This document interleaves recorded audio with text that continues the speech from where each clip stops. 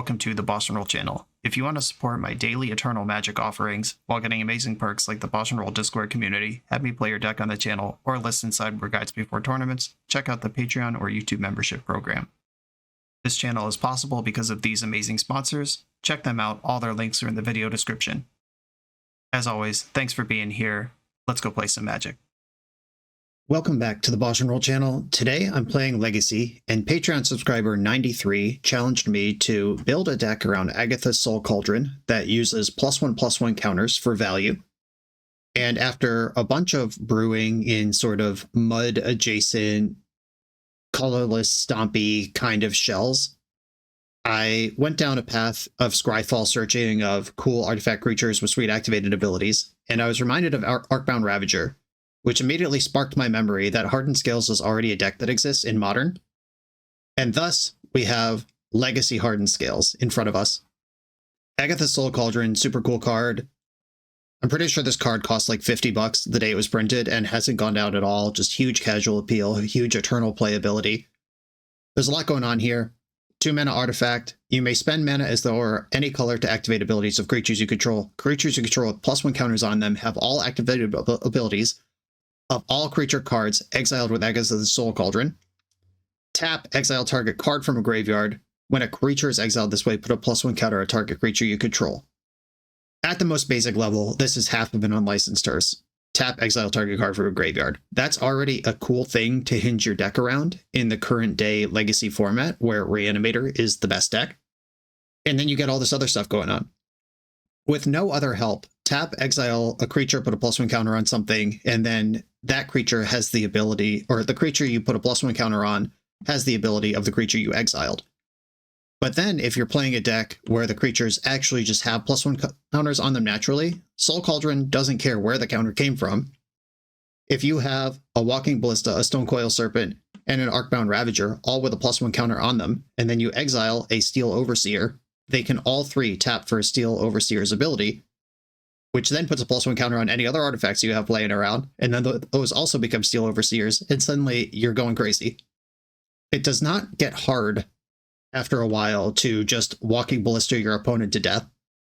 If you have like 3 creatures in play that are all 5/5s with Walking Ballista's ability, if you were to hypothetically put Walking Ballista's ability on an Inkmoth Nexus, those pings would have Infect. You only have to hit them for 10 there. Or even if Inkmoth Nexus is just a 5/5, deals 5 in combat, then pings for 5 non-combat impact damage, that'll do. The big upgrades from Modern to Legacy that this deck gets is Ancient Tomb and Mox Opal. Mox Opal banned in Modern. Ancient Tomb was never legal there, never should be. Ancient Tomb cranks out all these powerful 2-drops that the deck is built around. Mox Opal does the same while also being an artifact to feed the Ravager. This deck has the ability to cast the One Ring on turn 2. I think it could technically do it turn 1. No, it can't. No, it can. If I go Ancient Tomb, Welding Jar, Opal, Float Mana, second Opal, you could turn 1 to One Ring. Not really what we're trying to do here, but I'm just saying that's why it's here. In case we do run out of gas, it's something that Ancient Stirrings can find that then digs us back into a game we're way behind in. I had Thought Monitor originally in this slot, but then decided that the deck being better is worth more than the style points of Thought Monitor, which I think is a much more civilized card, but the One Ring is undoubtedly insane. And 1 copy of Innkeeper's Talent just for fun. At the beginning of combat, on your turn, put a +1 counter on a target creature you control. If you level this up to level 2, which just costs 1 green, permanents you control with counters on them have ward 1. Makes it a lot harder to fight us here. And guess what? Burden counters are counters. The Ring has ward. Lore counters are counters. Urza Saga has ward. It's a lot more than just +1 counters, get the ward. And then the final chapter, in case this comes up, I guess in a grindy game it could happen. If you put 1 or more counters on a permanent or player, put twice that many instead. That means Inkmoth Nexus hits for twice the Infect, because those are poison counters. The One Ring, tap, put a burden counter on the One Ring, then draw a card for each burden counter on it. Your ring is drawing twice as fast as it normally would. There's some cool stuff here going on with Innkeeper's Talent. And the name of the deck, Hardened Scales. If 1 or more +1 counters we put on a creature you control, put that many +1 instead. This goes for 2. You sack an artifact, you get 2. Then when you modular, it's another +1. Ballista comes in with one more than the X. Stonecoil comes in with one more than the X. Steel Overseer taps for 2 counters. Just it puts everything into hyperdrive. I built the deck with a blue splash to respect the busted stuff that could happen in Legacy. We got some counter spells and some generic answers in here on the splash. And otherwise, we're kind of a like tricksy little aggro deck. Let's do it. This is Hardened Scales. Spooky season is here. I can't wait to play with my favorite ghouls and goblins. But the real fear is the looming specter of high shipping costs on singles. Card Trader is here to suck up those costs with their innovative Card Trader Zero system. Card Trader functions as your personal P.O. box to buy cards from sellers all over the world and get your order all in one easy package. Enjoy Duskmourn, House of Horror, and the rest of Card Trader's extensive worldwide selection of Magic and other TCG offerings. Use code BoshNRoll for 5% off your first order while you shop fearlessly with Card Trader Zero from cardtrader.com. I'm on the draw in round 1 against a revealed Yorion companion, which is usually Death and Taxes. I'm going to mulligan this hand. It doesn't cast any... It casts one spell, but it's not a good one, and it dies really quick to Wasteland. Okay. I will keep this. Pithing Needle can name Wasteland or Aether Vial. If they're doing that, Ancient Stirrings is my major card selection. I suspect Stonecoil Serpent will not be that useful versus Death and Taxes. Serpent's a great brick wall to put in front of a Psychic Frog. Okay, they're not Death and Taxes. An island revealed already. Who knows what's going on over there? I am going to Ancient Stirrings. There are some Cephalid Breakfast Nadu decks that just use Yorion to have access to a bunch of extra cards. That might be what my opponent's doing. If that's the case, Pithing Needle on Nomad's Encore could be good. Wowee! Force pitching Icefang Coatl. This opponent said, "You are not stirring. Neither anciently nor normally." Oh, they kept a 1-lander. Fascinating. Well, thanks for that. I'll play Hardened Scales and see if this gets forced. Okay, do I want to just blind Pithing Needle something like Nomad? I don't think so. Maybe I was supposed to play Patches this turn, Patches of Houlihan, just to get on board. But now Walking Ballista shows up with 2 counters. But opponent's in a Brainstorm lock. I'm actually not going to fetch because I'd like to draw land. Challenge level impossible. It's fine. I'll play Patches this turn. I'm already exposed to Wasteland. No point in getting a basic now. Okay. If you could dodge a wrench, you could dodge a ward trigger. Here we go. Ponder, likely to shuffle away the Brainstorm cards. They're clearly fiddling on the end of playability here. They did not use Ponder's ability. Blind Needling Flooded Strand would have been sick. Ravager. I think I want another Patches in. Or I can... Yeah, I'm going to play another Patches. This just applies the most damage the fastest. And if they get together Nomad plus Illusionist this turn, they deserve it. Walking Ballista would have added to the board while protecting from Nomad. I'm just going to hope that doesn't happen. Basic Plains. They would need land plus the entire combo to kill me here. Alright, we're not going to die this turn. Brainstorm takes it off. Forcing that Ancient Stirrings was crazy, by the way. Like, I don't think it's necessarily... I mean, you kept a 1-lander on the strength of something, and then you pitched a cantrip to force a cantrip. I don't know. That just felt really aggressive and unnecessary.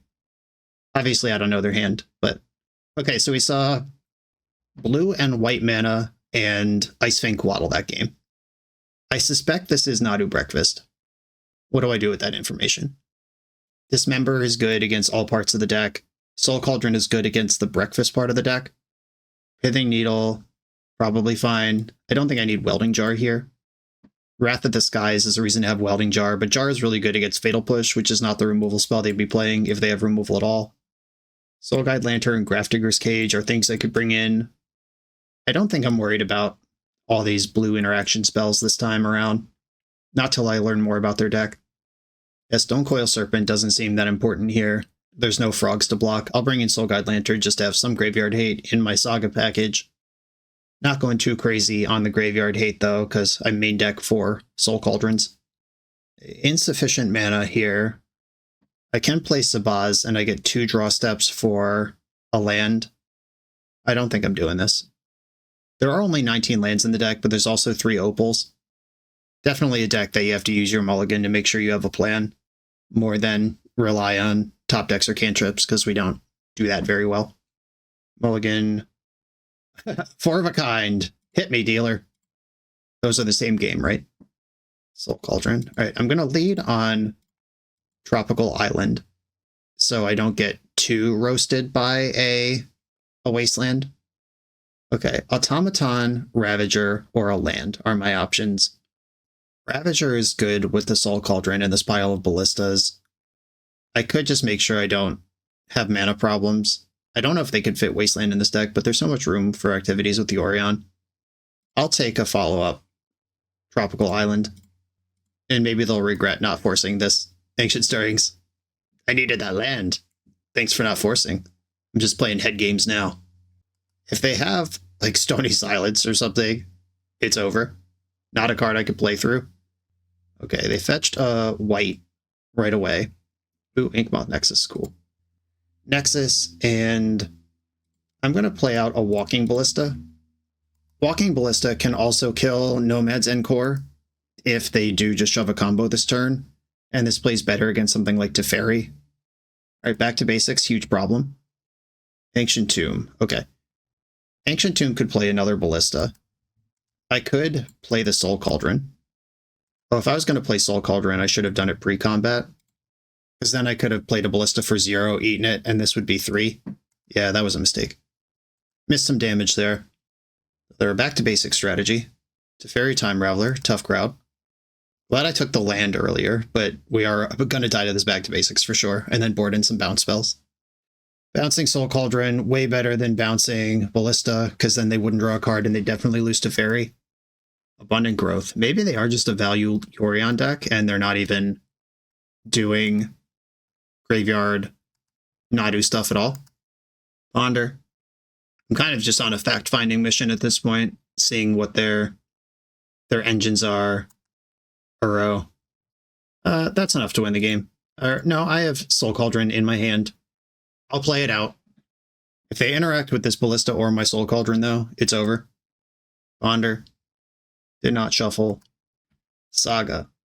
I'm going to get that one going. All right, Soul Cauldron. Removal's bad, counter's bad. I'll scoop to either. Exile Uro. Okay. We're in there. I think I said 3 earlier. Would have been 2. Just don't know how to count. Thanks everyone who corrected me in the comments already. You're very smart and handsome. They got Yorion. And 4 other cards in the hand still. Dismember. I am going to cast a Ballista for 0. Just hurl it into the void. That is extra damage I can deal. Dress down. That is irrelevant. It was going to die anyway. But this does cantrip. Exile Walking Ballista. Make this a 3/3. None of that changes my play at all. But we played out the game long enough to know dress downs in the list. And now I'm dead. Okay. That was enough to change my play. Okay. Soloed by Back to Basics. I could see Spell Pierce and Floodmaw both being useful here. Haywire Might gives me a route. Stonecoil Serpent's just not good. I don't need that here. How heavily do I want to react to this thing is the question. I don't think they are Cephalid Breakfast anymore. The Dismembers can come back out. Steel Overseer is the type of card that could win a game even when I'm locked under Back to Basics. I do have 1 Forest and 3 Mox Opals to continue making mana. Talent giving Ward 1 is kind of interesting. We saw Uro. I don't hate Soul Guide Lantern for that. Maybe 4 is too many Cauldrons for this matchup. That's just a legendary card that I can't afford to draw 2 copies of. Alright, let's try this. I get to go first this time. Okay, I will keep this hand and play Arcbound Ravager. Ravager, get in. I'm going to save the Opal. Ooh, Hardened Scales, that's good. What order do I play these cards out in? I think Talent goes first. I wish I had another green to level it up right away, but I do not. Extra counter, get in for 2. Okay, they just went to 18 on that. Ice Fang Coatl, not currently Death Touch. Main phase that sucker, though. Patches O'Houlihan. Okay, I'm going to play this, and then play Opal to trigger it, and then play Hardened Scales, and then level up my Talent. Oh, I should have done this first. Yeah, I did that backwards. I missed 1+1 counter on the patches. All right, zoot up my Ravager here. And attack. Lots of damage. Here we go. This is a nice Hardened Scales game. We'll see if this singular Death Touch creature is enough to stabilize. If they have some sort of Wrath that could catch them up. I am already functioning under Back to Basics just fine. Teferi doesn't do anything here. And if they don't fully grok Innkeeper's Talent, if they try to bounce Urza Saga, they get warded. Death Touch achieved. There's Teferi. That resolves. Ah, got him! Ding, ding, ding, ding, ding, ding, ding, ding, ding, ding. Ward 1. Even says it on the card. They didn't read that tiny blue text. Wow! Hopefully that's good enough to change the game. Walking Ballista off the top. Tree of Tails. All right, that's not what I wanted. We've got... Takes 4 to upgrade this. 1, 2, 3... If I'm willing to use Ancient Tomb here, I can take Talent all the way to the top and still make a construct. And I'm willing to do that, right? Yeah, let's go. 1, 2, 3, 4. Level 3. Make the construct while mana's still floating. Innkeeper's Talent. I'm going to target the Ravager, because this is the harder one to check. Oh, I have to stack these abilities. I want Hardened Scales to happen first. Or wait, no, these are triggered abilities. Does this matter? It doesn't matter. I don't think this matters. Wait, were those triggered abilities or were they replacement effects? They were replacement effects. That did matter. I might have just missed some damage. Wait, I just clicked through combat? What the fuck? Oh no! Oh no! They might have literally been dead there. I think they were dead, and I just clicked through combat by accident. And they flipped! No! They were dead! Okay, so it goes plus. So they block patches. Sack is +2. Sack +2. Sack +2. Oh my god, that's so frustrating. A misclick's gonna cost me the match. Oh, I hate life. I'm probably supposed to sacrifice those creatures instead of put them on the bottom, because now I don't even get paid for Soul Cauldron. All right, a misclick into a tilt miss. Okay, fine. There's a Saga. I need you to save me. Oh, the One Ring's a pretty stupid magic card. Yeah, I can still cast the One Ring if I do all this. And it draws double cards. Pithing Needle, I could name Teferi. I could get Haywire Might to just make sure I don't get sent back to basics. I don't have a Vexing Bauble in this build, which would actually be nice here. I already have an Opal. Ozolith. I don't think I want Ozolith. I'm going to get Zabaz. And apply Hardened Scales first. I think that's how I do this. I don't even know. Okay. 1, 2, 3, 4. Leave the Opal untapped. The One Ring to rule them all. Coatl in response. Brainstorm in response. Definitely having an emergency session right now. Emergency meeting of Parliament. And they found the Force. Sad. Okay. Target Zabaz. And I'm passing the turn. Let's see if we can rally back from Mist Lethal. Or another Terminus right away. I will remember to kill Zabaz this time. Destroy target artifact you control. I'll kill Zabaz. 20/20 creature. That's a big number. Plus Teferi. Ponder. They are down to 2 cards in hand plus the Ponder. If I can get anything going here. That qualifies. It also has Ward, in case my opponent remembers. It also goes straight to Chapter 2 because of Innkeeper's Talent. That's so gnarly. Didn't even think of that. Holy smokes. Do I make the construct now? I think I do, because that will give it the start of combat boost. And Innkeeper's Talent is a sicko. Okay. I have this now. It's back. Another threat. It does have Ward 1, but they have plenty of mana to pay for that. It only took 2 Terminuses and a misclick to get to the spot. Yep, gotta send it. This thing is gonna kill you. I don't have a Lava Spur Boots in the deck, which would actually be good here. Ponder. If they do come up with a back to basics, I can tutor Haywire Might and sit that in play and make it just a giant creature. And then if they try to interact with it, I could clear the back to basics. From the Ashes. I don't think I can possibly beat this card. Destroy all non-basic lands. Each player searches their library for a basic land for each land destroyed this way. And, yep. That's game. Okay. I mean, I misclicked when I had lethal. On to the next round. This video is sponsored by Moxfield.com, the easiest way to build Magic decks online. Moxfield supports over 30 formats, including Legacy and everything else you'll see on this channel. There's multiple customizations so you can interact with your deck how you want. Views such as text, grid, or stacks, and groupings like type, subtype, color, color identity, even artist. The site offers light mode, dark mode, and so much more. However you want to see your deck, Moxfield can provide it for you. Follow my Moxfield to keep up with the channel and what I'm playing in paper. I'll see you there. I'm on the play in round 2. I have a turn 1 Hardened Scales, and then I can do a bunch. I'm going to keep this. I feel like my opponent usually plays combo. I don't know who this is, but I'm getting like the lizard part of my brain is triggering and saying, "Hey, watch out for this shit." I don't know what to do with that information, but it's in there. It's kicking around. Undercity Sewers. Kept the card on top. So it could be Reanimator, could be the Epic Storm, could be Doomsday. Could be all kinds of things. Okay.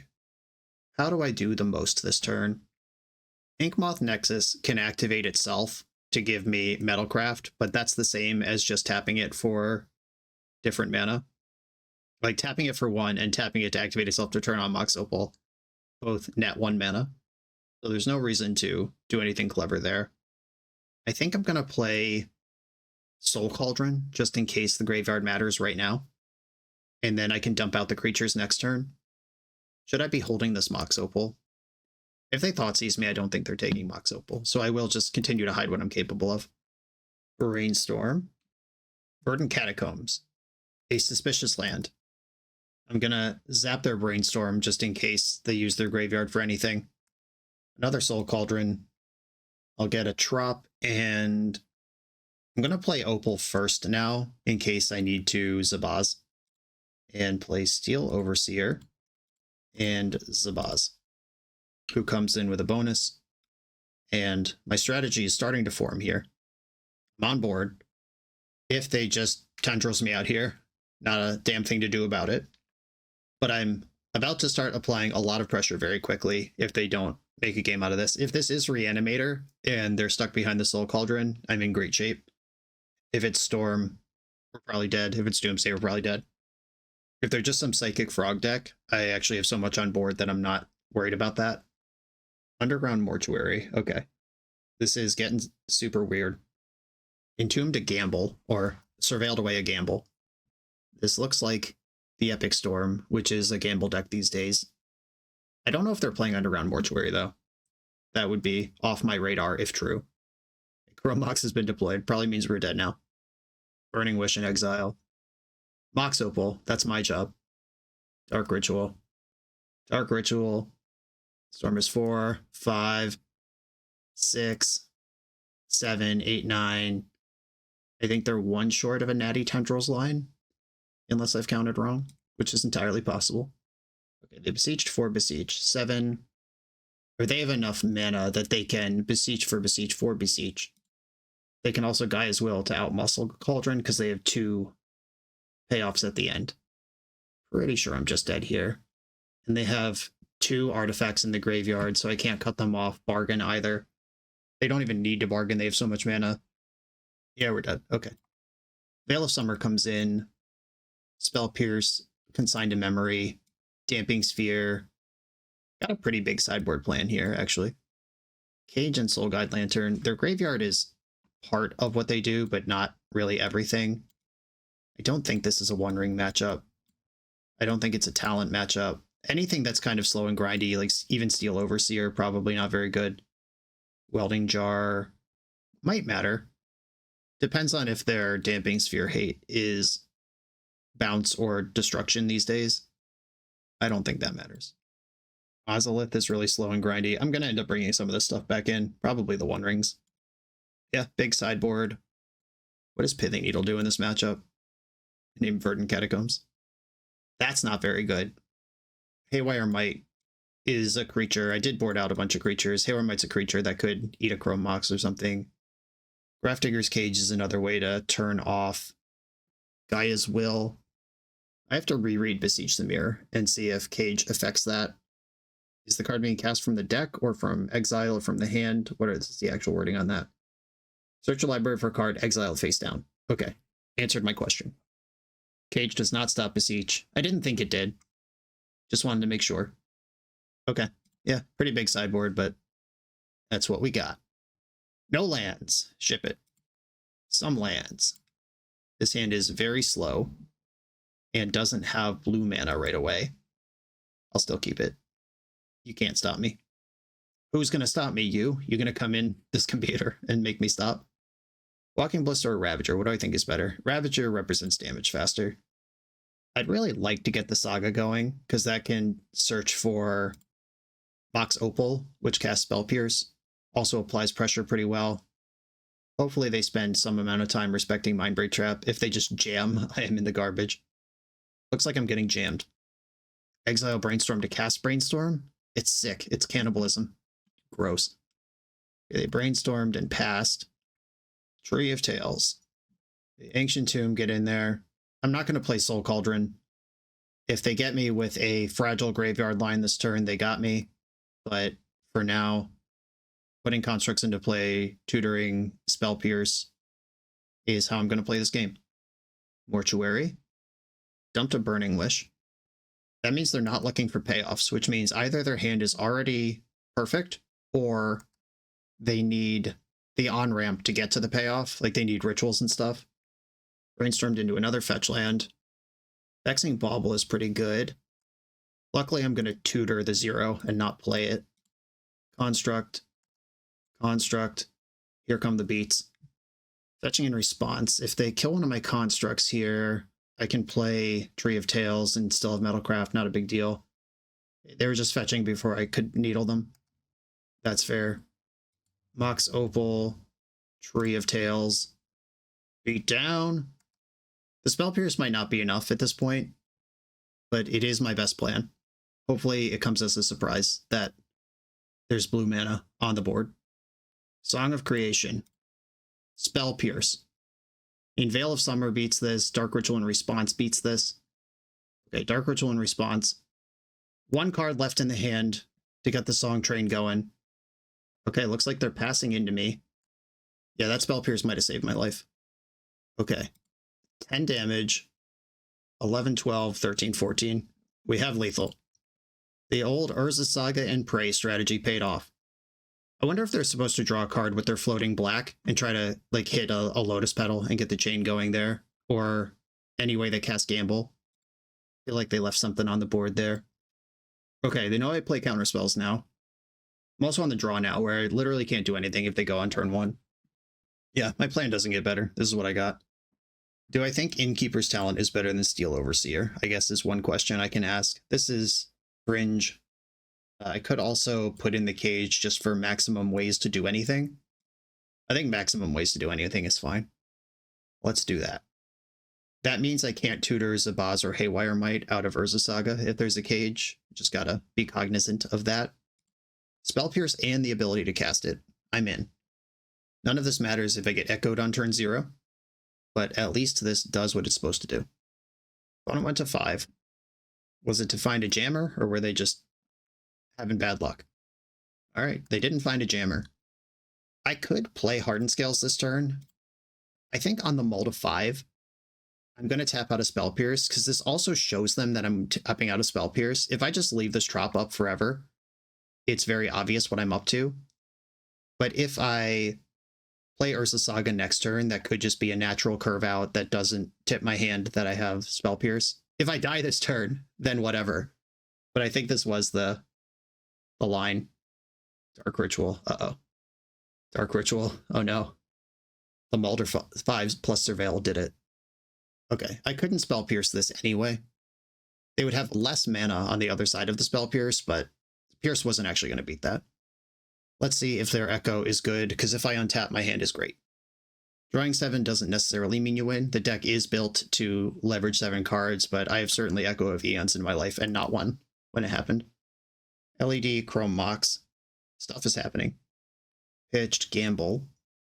Yeah, there was no way to Spell Pierce that line. Even if I Spell Pierce the lines I diamond, they just Dark Ritual in response, and then the turn is the same, except they're +1 Storm, and I don't have Hardened Scales in play. Yeah, this Wish gets Beseech, if they have a Beseech, and then I'm dead. Oh, Thoughtseize. Have a look. 3 cards left in hand. I have multiple pieces of interaction in mine. If this was to try to get to next turn, then win then, this is great.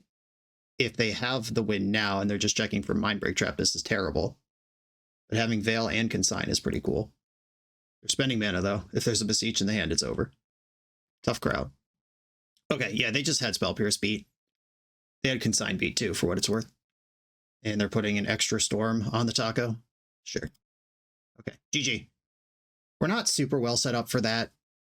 Didn't have one of the hard answers. I guess I would need Veil.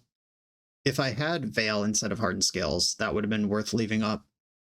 That line beat everything else that I would have done, though. Okay, sweet. On to the next round.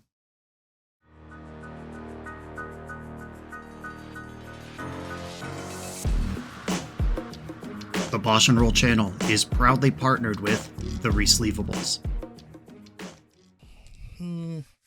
Good. All right, here we go, gang.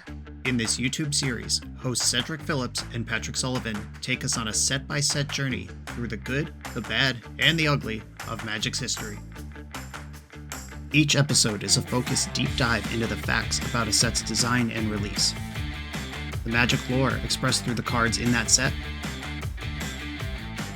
Tournament Edition gameplay videos featuring products and Pro Tour decks of the era, an award show that shouts out the best and weirdest cards of the set, and a final grade for the set's overall success. Whether you want a history lesson or a nostalgia hit, The Resleevables has it at youtube.com/theresleevables. I'm on the play in round 3 with a pretty aggressive scales line. I'm going to keep this. Obviously, no disruption. Has a bunch of problems. If we get comboed out on, we get comboed out on. We learned last round that we're not really built for combo. Doesn't matter. I'm not going to play around Wasteland here because... Or maybe I am. My hand's full of 2-drops. Yeah, whatever. I'll play around Wasteland. I can afford it. I was going to say I'm not going to play around it because Tree of Tales is the thing I actually care about. But that's not true. Resolving a 2-drop and curving out is what I actually care about. And if my 2-drop is Arcbound Ravager, Wasteland's not even good against Tree of Tales. Blooded Strand. That can mean anything. Okay, Tree of Tales, Arcbound Ravager. Let's get in. Maybe this will be the matchup where I could put Stonecoil Serpent in front of a Psychic Frog. Could it ever happen? Could it happen to me? Maybe I'm supposed to play Ballista first, because Ravager is a better payoff if there's something else laying around. Yeah, I think Ballista should be in play. Sequencing is a big part of these non-blue, like creature-y, stompy adjacent decks, and not my skill set generally. Not that I don't know how to sequence cards, but in terms of like having the Ballista in play versus the Ravager, who is more important to have down first, I have not executed that flawlessly. I think it's safe to say. They brainstormed. They did end up fetching. I am going to sack Ravager. I think having it in the graveyard is worth more than 2 life. Another Tree of Tales. That's probably too many of those. I don't want to get completely obliterated by a Wrath of the Skies.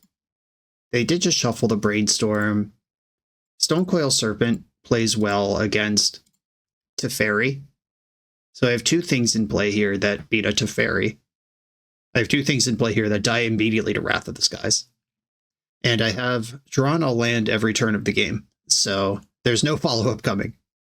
Misty Rainforest. Teferi. Hey, we did it. We played around it. All right, I'm going to kill Teferi in response. And then I'm not going to fizzle the draw. I'm going to draw and then redeploy Walking Ballista bigger. That Hardened Scales counter doing a lot of work there. Ooh, Stirrings. That's a follow-up. I will mess with that later.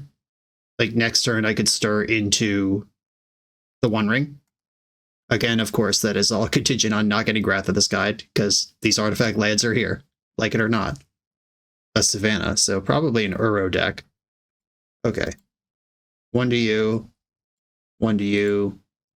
Or this could be Nadu Breakfast with the Teferi. Yeah, we might just die here. Better in the graveyard than not.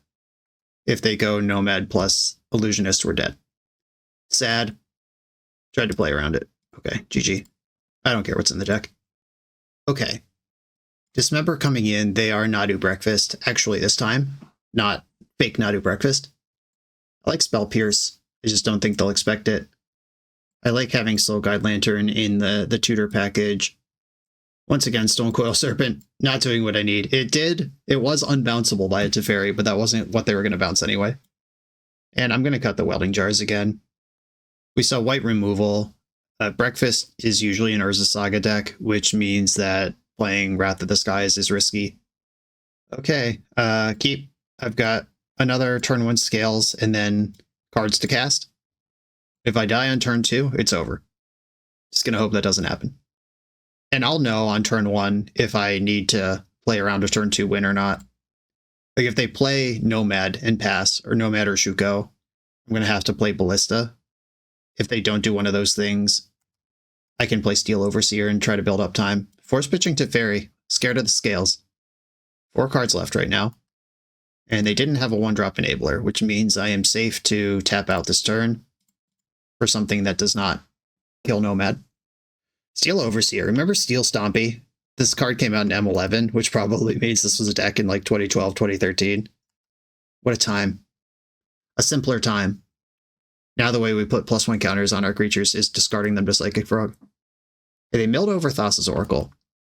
I would be surprised if they had 2 of those in their deck, which means if I draw a Soul Cauldron or Graveyard Hate, it probably turns off a big amount of combo kill. Ballista, get in there. My memories! Okay, pass.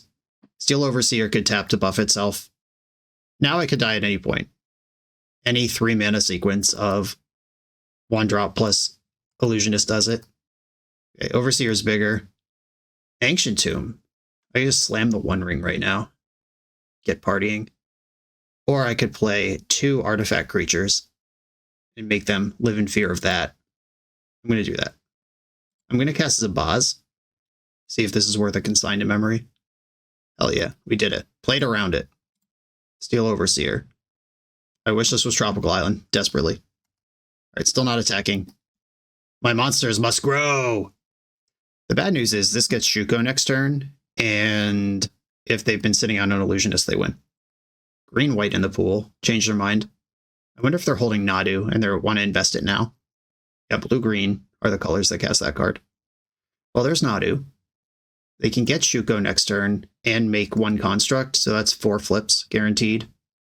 Ancient Stirrings. This could find some kind of interaction. Maybe. Stirrings. Soul Cauldron. Ravager. I mean, Soul Cauldron is meaningful interaction. I will take that. Soul Cauldron could be anything, even a Ravager. Alright, I'll play this. And I can now attack with this Overseer. I could attack with this Overseer anyway. Okay. How do I want to do this? I can kill Nadu right now, but they get to flip 2 cards. I could wait until they commit a Shuko activation. I could also just leave this up. I'm going to tap Overseer, do some extra damage here. I have 4, 5, 6. I have 6 pings. I can ping, or I can attack their graveyard. Okay, I'm going to exile Walking Ballista in response to this, just in case they get a Needle. If they get Needle, they can name Steel Overseer, but if they get Needle, they're not naming Steel Overseer with, or they're not getting Shuko if they get Pithing Needle. Okay, there's the Shuk. Okay, I can let this Nadu trigger. They hit Nomads, that's annoying. I guess me pinging Nadu is like the same as them just activating Shuko again. Okay, I'm gonna just leave this there. Tropical Island in play. I probably have to kill the Nadu if they cast Nomad or tap Urza Saga. 1 to Nadu, 1 to Nadu, 1 to Nadu, 1 to Nadu. Okay, now the Nomad can resolve, and I can respond to them making a construct token by killing the Nomad, but they can respond to me killing the Nomad to make a construct token, so we'll see who acts first here. They had to act first. ping this before it can send the damage somewhere else. Now they just have a shitty 2/2. Okay, we're doing the thing. 93. This is what you wanted to see the deck do. Okay, cool. Drawing an artifact creature would be cool. Any one at all. Soul Guide Lantern. Do I care about that? I don't think so. I'm going to cast the One Ring. Let's get this cranking. Work through those consigned to memories. Draw with the ring. Another Cauldron. Tap this Steel Overseer. 1 to this construct. 1 to this construct. Attack for 2. Or do I attack for 2 or do I leave up another round of boops? I think I'm going to leave up a round of boops. I can exile Thassa's Oracle. If they needle Steel Overseer, I have Soul Cauldron up. If they needle Soul Cauldron, I have Steel Overseer up. Yeah, Pithing Needle's in. They named Walking Ballista. There are no Walking Ballistas in play. Okay, Prismatic Ending. I will respond. Put a +1 counter on each artifact creature I control. And then deal 1 to you. And deal 1 to you. And that's gone. I don't need that one in the graveyard because this is already a Steel Overseer. I don't need that ability. They said that didn't work as planned in the chat. No, I agree. That is, naming Walking Ballista, you have to name Steel Overseer because although it has the abilities of Walking Ballista, it is still a Steel Overseer. Okay, here we go. Can we get something going? That's exciting. One Ring, rip it. Okay, Urza's Saga. The plan is coming together. Hardened Scales. I guess I have to tap my Ancient Tomb this turn to do everything I want to do anyway. Patches of Houlihan. Soul Guide Lantern. Trigger Patches. Get 2 counters. And okay, they've had enough. The engine's online. Sweet. Never had to reveal a blue card. I only have 2 in the deck and could never cast it. I could have Haywire Might in to fight Shuko and Urza Saga, enemy Urza Sagas. Alright, yeah, Haywire Might should be in. You talked me into it. That was sick. The Steel Overseer doing the Lord's work there. They've got a bunch of consigned to memories. I don't think that bothers me much. That just is what it is. I could shave a Zabaz here or an Opal. An Opal is my cleanest route to blue mana. And that's the thing that makes this a legacy deck. They are a graveyard deck. But 4 is a lot of Soul Cauldrons, and it is a legendary permanent, and I have Soul Guide Lantern in the deck now as well. That's close. I could shave Innkeeper's Talent, but I just really like that card. I'm going to keep the Soul Cauldrons. Just turning off the fast graveyard win feels important to me. I could bring in my own consigns. They counter Saga triggers, they counter Shuko, they counter Thassa's Oracle trigger. I don't like this, though, because it doesn't counter the Nadu itself or the really any of the normal cards in their deck. I think it's the Ozolith. They don't have a lot of... I mean, they did have some removal, but that's not what the game's really about. It's like, do I have a creature or not? It's not about, is the last creature standing huge? I like this one. Creature Destruction, Graveyard Hate, and my engine's online. If they turn 1 a Nomad, I can dismember it. If they don't, I can play Scales. And Ponder. Okay. This Ponder's on a Multi 6. Inkmoth Nexus, that's a win condition. Hardened Scales, get in. They forced this last game. Okay, it's in this time. I think it was aggressive to force last game, because if you keep the creatures off the board, then the Hardened Scales doesn't matter. It's really just what the texture of your hand is like, and what you're going to beat and what you're not. I'm going to play Urza Saga and Zabaz this turn. I'm leaving up Dismember in case they shove a creature I need to respect next turn. I don't think they're going to be a Daze deck, but anything's possible. The removal I've seen is all exile-based, so playing out the Inkmoth Nexus as a way to port the modular tokens over doesn't matter that much. Okay, I don't have red to destroy this, so it's gone. And it's gone. But you know what's historically pretty good versus control decks is creature lands. I could play out Soul Cauldron here, or I could make a construct. I think I just want to cover as many bases as I can and get the anti-combo shields up more than I want to make a construct. Though I do really want to make a construct. A B-Storm. A no shuffle. They're generally combo decks do that when they're 1 piece short and they're trying to find the last piece. Serenity. Well, fuck me. That's like all my permanents. Okay. I'm not ready for that. I'll exile Prismatic Ending from their graveyard for good measure. That'll teach you. Okay. My welding jars are not in right now, which would be this. Oh, they can't be regenerated. Doesn't matter. Played around it. Well, no reason to really do anything here. Urza Saga, float. Guess I get a Zabaz here. Oh, Haywire Might. Nope. I played around it. I had a plan. I wish I made a construct. You dope. Remember that sideboard plan I made? I didn't. Okay, Steel Overseer, get in. I hope they were all in on that. And I can turn all my creatures into Haywire Might with the Soul Cauldron if they have more Serenities coming. Nadu resolves. Okay, please don't have Force of Will. Nadu trigger, 2 cards in hand. Wow, forcing before the Nadu trigger even resolves, just letting me know they already had it. Yeah, that's fair. Okay.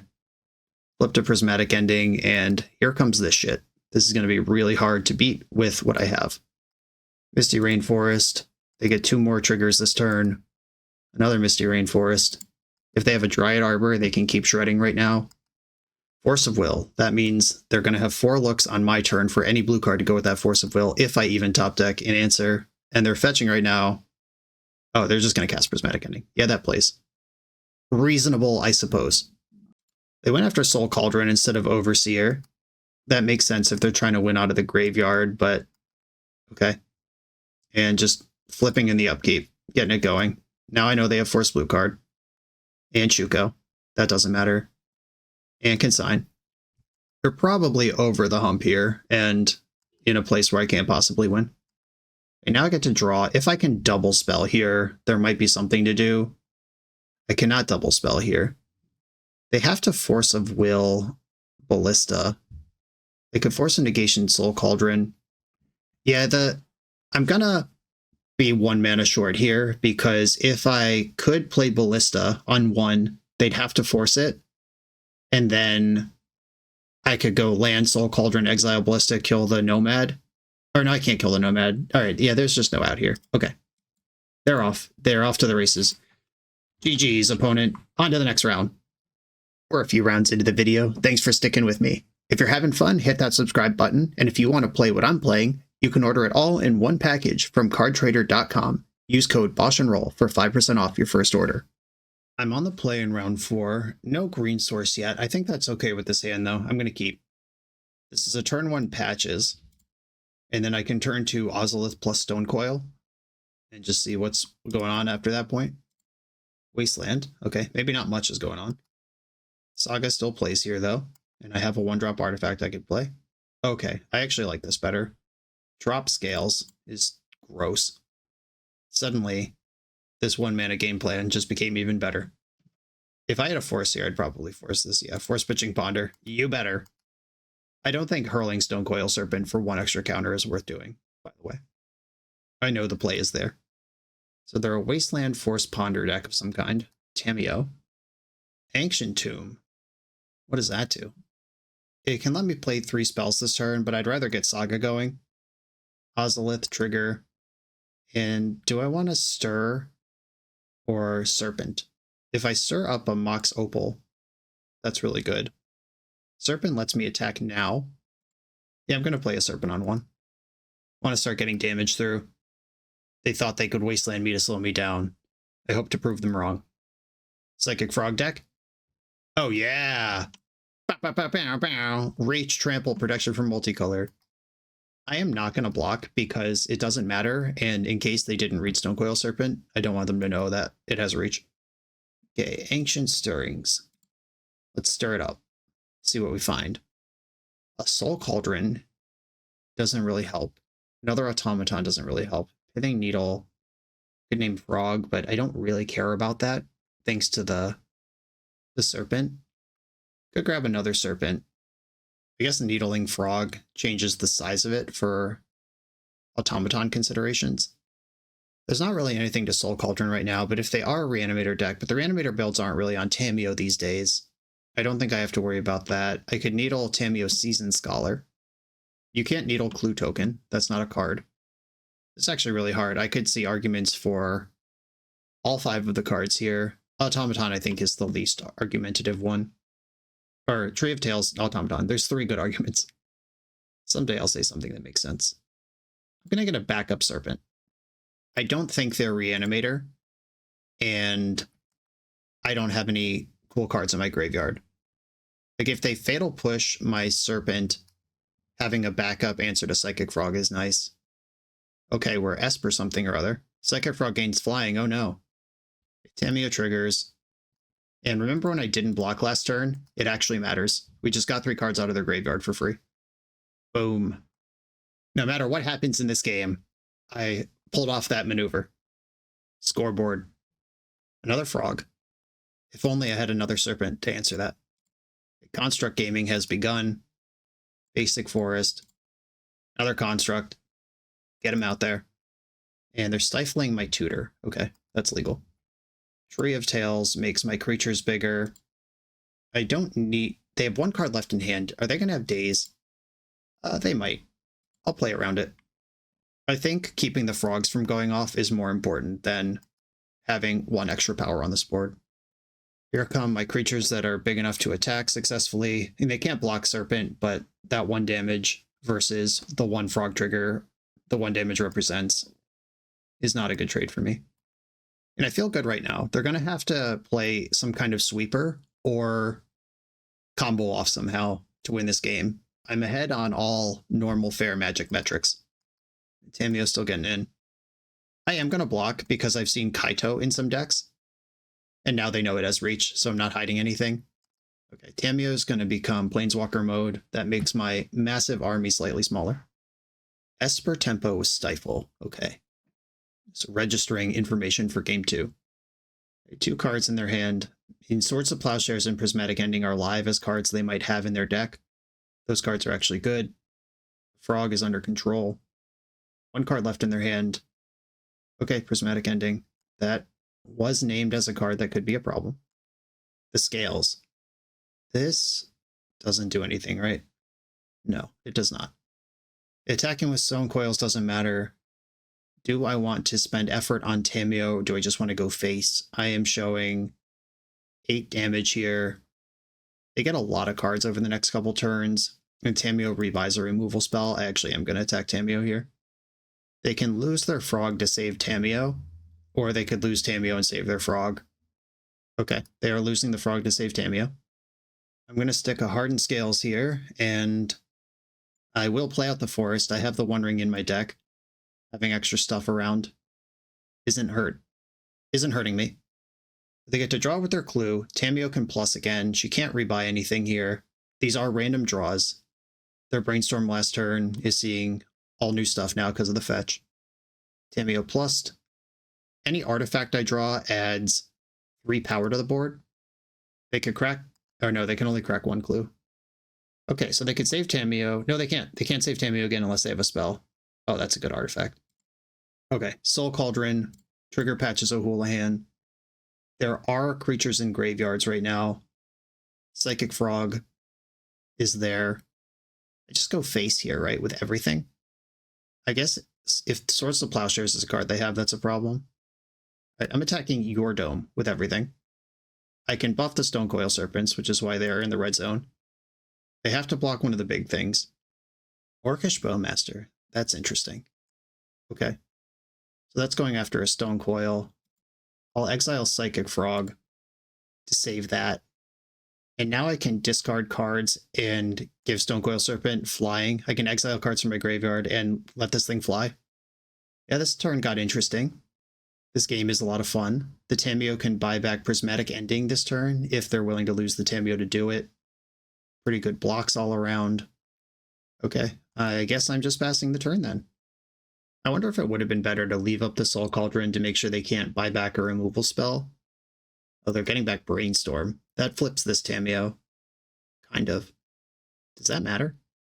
I haven't done the math if Prismatic Ending even stabilizes the board, so this might just be great. And if they do have Wrath of the Skies or something like that that can fully stabilize the situation, the Brainstorm is definitely a better dig. Plus Tamiyo, 2 cards in hand. The Stone Coil Serpents can both discard cards to get bigger or exile my graveyard to fly. Don't have any cards right now, but it could happen. And the Hardened Scales pops off with Psychic Frog. Has anyone built Bug Hardened Scale Psychic Frog yet? That sounds like a deck. Mana's being spent. Please don't cast Wrath of the Skies. Anything else is fine, I think. This could be Murktide Regent exiling all their creatures. So Soul Cauldron can't go any harder. That doesn't beat me, though. Murktide Regent confirmed. Creatures are gone. They have a 5/5 and 1 card in hand. Can't break any clues. Can't kill patches because of Ward. Tropical Island represents Psychic Frog action. Okay, I'm going to attack my opponent with everything. I have lethal if the card in their hand isn't Swords to Plowshares. If they're blocking there, it probably is. Okay, I'm passing priority. They're going to plow the construct. Yep, okay. What do I do now? I have 5. I could put 7 damage on them right now, or I could leave Soul Cauldron up to make sure Tamiyo doesn't obliterate me. Yeah, this is fine. Counters go on to the Ozolith, and I am keeping my Tropical Island back for Psychic Frog tricks. The Ozolith, the first time it's come up in the league, at the beginning of combat on your turn, if the Ozolith has counters on it, you can move all the counters from the Ozolith onto target creature. Whatever they target with Tamiyo, I can exile. If they target nothing with Tamiyo, I can just buff my squad with the Stonecoil Serpent out of my graveyard. I have 2 lethal attackers next turn. If I draw a Walking Ballista ever, it's just over to burn. Okay, they're going after Brainstorm. I am exiling it. Ooh, do they have a Snapcaster? All right, they're cracking a clue in response. Okay, that makes Murktide bigger. That's fine. That doesn't change anything. 1 card left in their hand. They can still crack a clue. Can't afford to attack, that's for sure. Okay. Oh, GG. I could cast this pre-combat. Yeah, let's just see what they're working with over there. If they counter it, they die. If they don't counter it, they die. This also triggers the Automaton pre-combat. They would have to exile this from the stack to stabilize. Cool. All right. Hardened Scales. Got a game 1. We're against Esper Magic cards. Esper Tempo.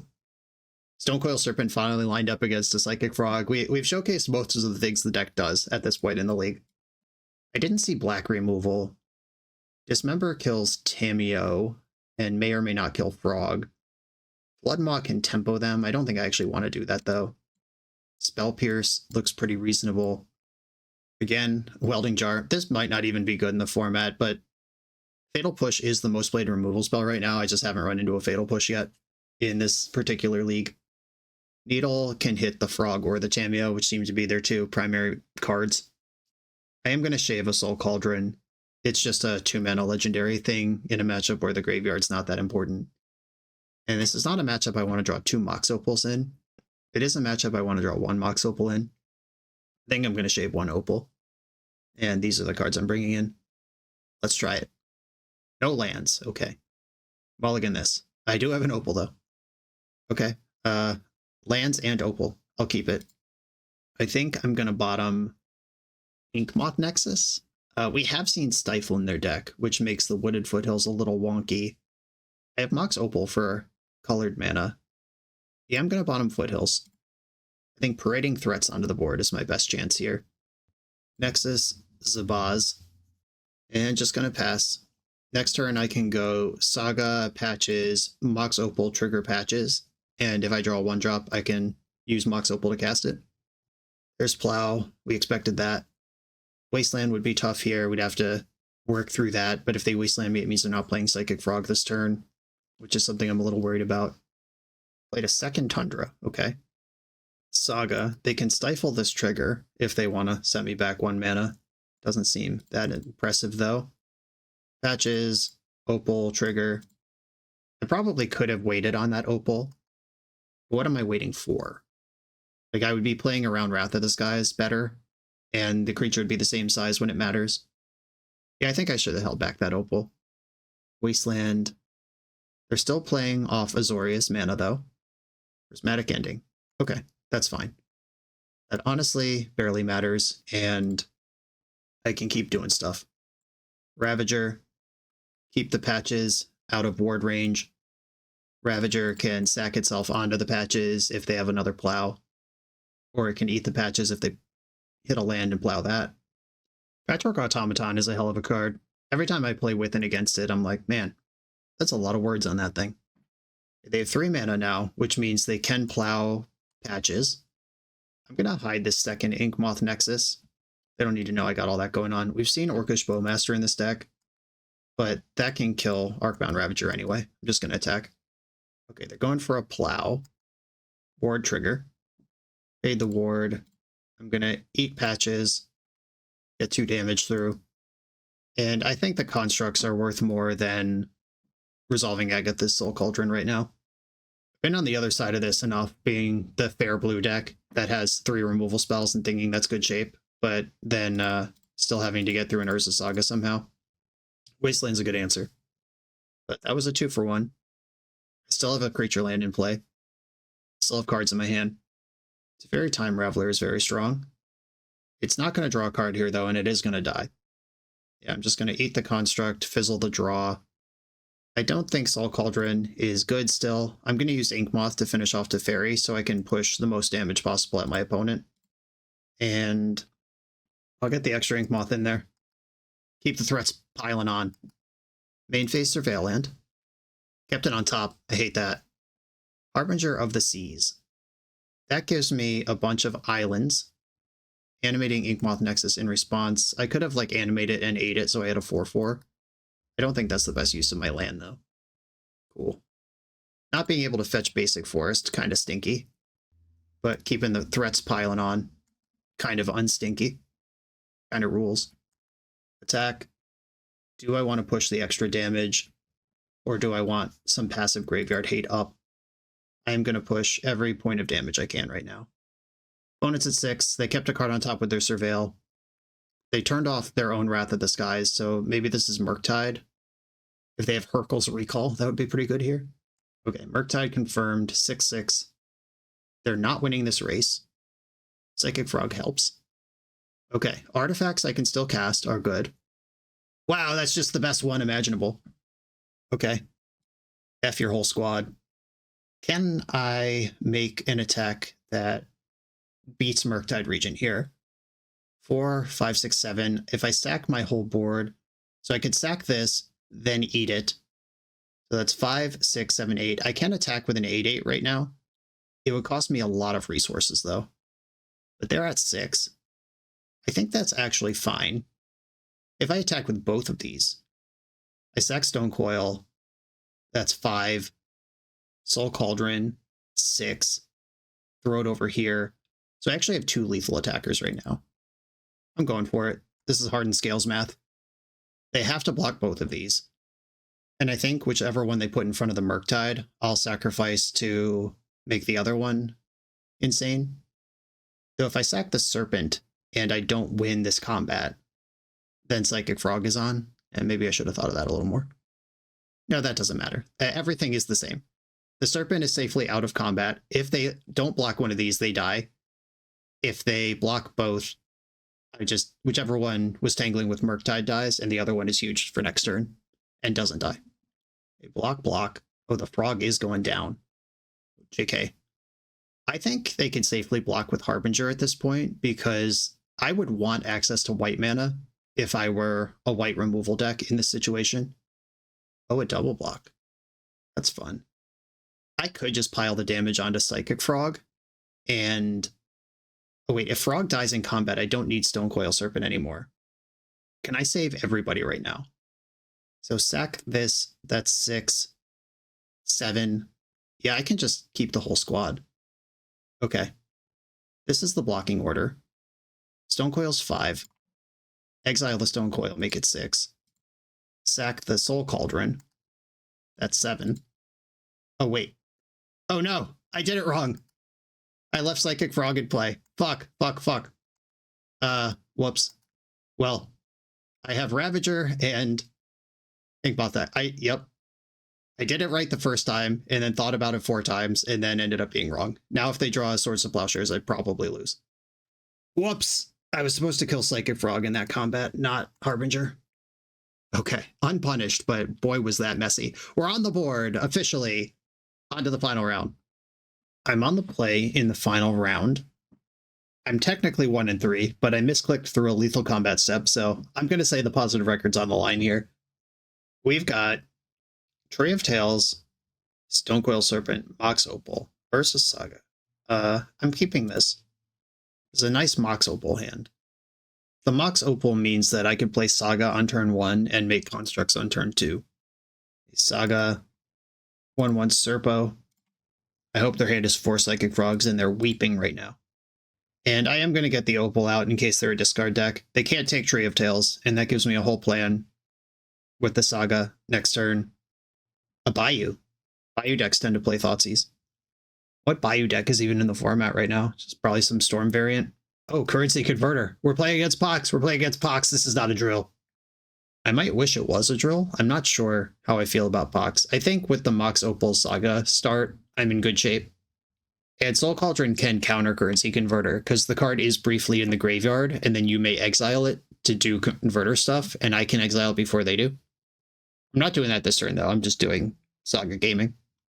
There's a long pause in my upkeep though. If I get main deck Force of Vigor, I'm going to lose my mind. Okay, that didn't happen. Good news, everybody. Ancient Tomb doesn't actually make extra mana here because the Tree of Tales turns on Mox Opal where Ancient Tomb doesn't. So I have 3 mana either way. Yeah, I'll just play the tree and attack. Get my damages in. If they had a Street Wraith right now and blew me out in combat, I would deserve it. I didn't think about that. This could be some sort of off-meta Metamorphosis Fanatic Reanimator deck where Street Wraith would make a lot of sense. Glad I didn't get blown out by that.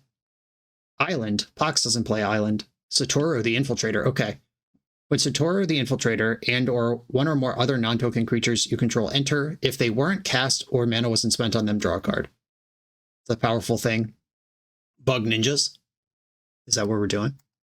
Luckily, I have this protection from multicolor thing in play. Satoru does have Menace, though, so my snake needs help. I'm going to keep piling out constructs. These are really big.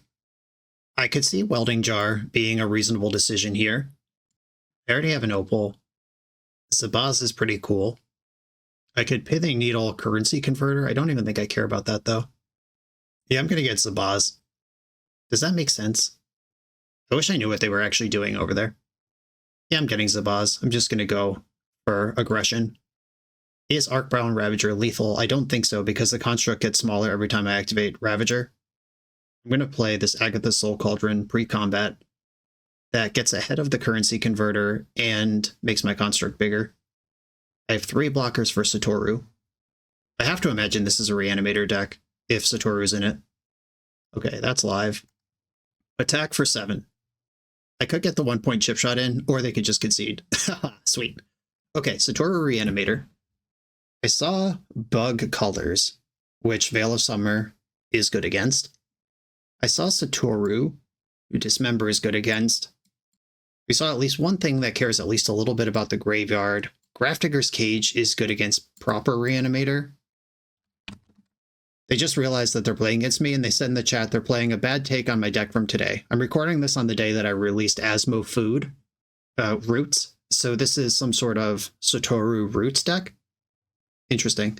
I don't know what that actually means, because mine was a Jund build built around Asmoran, and this is a bug build with not that going on. So I'm interested in how this works out. Okay. So it's definitely a deck that uses the graveyard. I like my Soul Cauldrons. I like Needle. I think Welding Jar should be a 1-of in the deck, not a 2-of. Even the 1-of might not be necessary all the time, but we just got kind of weird pairings here, but having one that can pop out of Saga makes it enough, or one that you can just high roll sometimes and turn on your Opal ahead of schedule. Okay, Serpent does block Satoru, but Satoru has Menace, so this is less good, but Psychic Frog could be in this deck. It's in the right colors. I'm running out of time to figure this out. I'm going to shave a Cauldron just because it's awkward. I'm going to shave an Opal because I don't want to draw 2 of them. And I need one more cut in 20 seconds. Running out of time to figure it out. Serpent, you're gone. Okay. Hitting submit. I was chatting with the opponent instead of sideboarding during those 3 minutes. Okay. Hardened Scales with some follow-up. These are hands we keep. My thoughts! Oh, they Thoughtseize themselves. Golgari Grave Troll. That's even cooler. Your thoughts! Well, there is Agatha's Soul Cauldron. If I can get to a turn where this matters. Okay. Their hand is Converter, Thug, and now Grave Troll. A Dredge take on this is very cool. There's Converter. I'm going to have to just play Soul Cauldron and exile that Grave Troll before they get going. And you do need to put one or more counters on something before you get the bonus. So playing Walking Ballista for 0 doesn't get me a Walking Ballista for 1 here.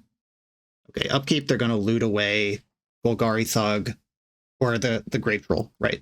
They milled into that second Grave Troll. I did know that.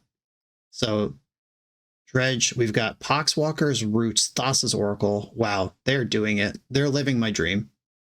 They may have taken my deck and made a much better version of it. Okay, cool. And Ursa Saga was the card they drew off that currency conversion at the start of the turn. Good stuff, good stuff. Okay, I did bring in Soul Guide Lantern, which I think will slam the game closed starting next turn. I would like to Walking Ballista first. Yeah, they're saying in the chat basically what I'm saying here, which is that the deck built around Agatha's Soul Cauldron has some natural affinity when it plays against the deck built around Roots. And that's what I said in the deck too. Like, it's a pretty good time in Legacy to just have a main deck Graveyard Hate Engine as a big part of what you're doing. All right, we're at Hardcast Stinkweed Imp phase of the game. I like my spot. I'm going to take this Thassa's Oracle before... No, I'm going to take Poxwalkers. I'm actually more scared of that than Thassa's Oracle. Put some counters on Ballista. And here I can get Soul Guide Lantern, and I don't know how we could ever lose. And my hand's full of creatures already. I'm just going to save my mana. Okay, Soul Guide Lantern. Exile Dread Return. I want the creatures in the graveyard because I'm using those. Play Saga from hand. And can I win right now? If I play Ravager and Ballista, that's 1, 2, 3, 4 counters added to the board. Ping you, you're at 17. Sack Ballista, that's 3 counters on this. 4, 5, 6, 7, 8, 9, 10, 11, 12, 13, 14, 15. It might have been, I think that was lethal, but opponent scooped it. My engine was completely online at that point, so reasonable decision for them to leave. Okay, that was a 2-3 record after clicking through a lethal combat step by accident, so I'm calling that a positive record for the sake of science. The colors are a little wonky. Maybe the blue source isn't worth it. Maybe you should lean in on stuff like Grafdigger's Cage, Damping Sphere, Beseiju, just kind of mono green or colorless interaction, and not worry about splashing into the blue. The engine certainly is powerful once it gets going. I think I've showcased everything that the deck does. We had some Saga games. We had some Soul Cauldron as hate games. We had some Soul Cauldron as combo games. Ravager did stuff. Zabaz did stuff. The Ozolith had one great moment. Had a bunch of patches aggro. There was one game where I double Steel Overseer with Ballista Tech, so that was awesome. Innkeeper's Talent went off in the first round. One ring came up to save me once. Stonecoil Serpent beat the frog deck we played against. Ballista was just MVP throughout. Inkmoth Nexus got in. I think really Welding Jar is the only card in the main deck 60 that didn't have a moment to shine here. And that's some stuff you can tune up if you're interested in this. Decide on a splash color if you even want one. Go mono green. Don't play 1 or 0 Welding Jars. You could play more Innkeeper's Talents if you don't want Welding Jar. You could play... I'm not maxed out on Stonecoil Serpent or Zabaz right now. You could add a land. There's a lot of stuff you can do here. This was a lot of fun. 93, thank you for sending in this challenge. I hope you enjoyed the gameplay. Everybody, be sure to like, comment, subscribe. Check out the Patreon. Check out cardtrader.com. Use code BoshNRoll to save 5% on your first order. And I will see you next time.